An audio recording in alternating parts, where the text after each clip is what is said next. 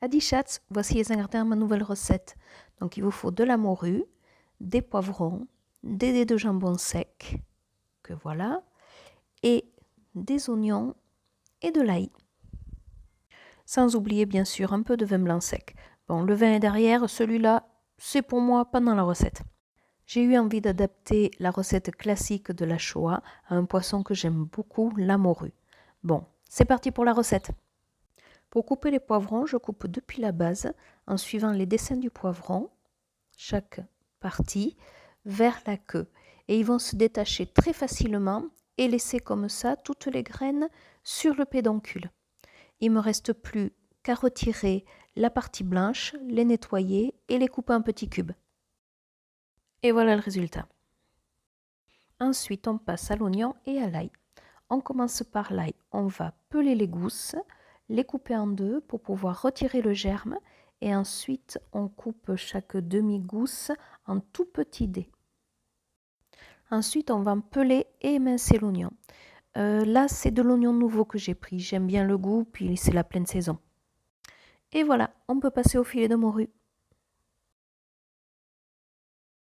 On va également le couper en tout petits dés. Et après, on peut passer à la cuisson. Dans ma cocotte en fonte fétiche, je vais faire revenir dans de l'huile d'olive l'oignon. Je démarre toujours l'oignon à froid pour pas qu'il crame.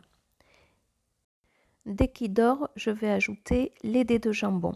C'est du Serrano, j'achète ça en Espagne déjà en dés, c'est très pratique. Bien sûr, je mélange et j'ajoute en suivant les gousses d'ail haché. Je n'ai plus qu'à ajouter la morue, faire un petit peu revenir et ensuite mouiller avec le vin blanc.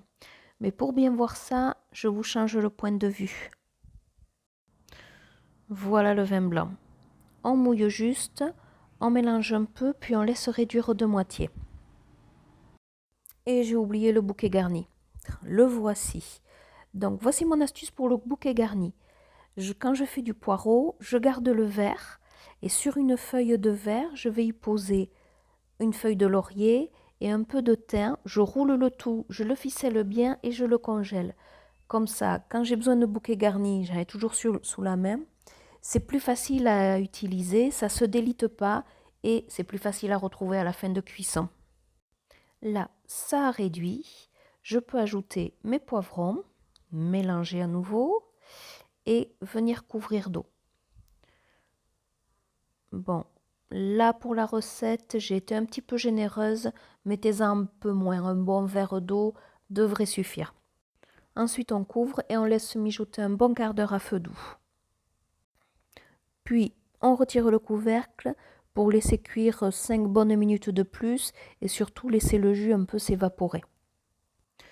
Pensez ensuite à aller pêcher le bouquet garni, rectifier l'assaisonnement et vous pouvez servir chaud. Allez, bon appétit à tous!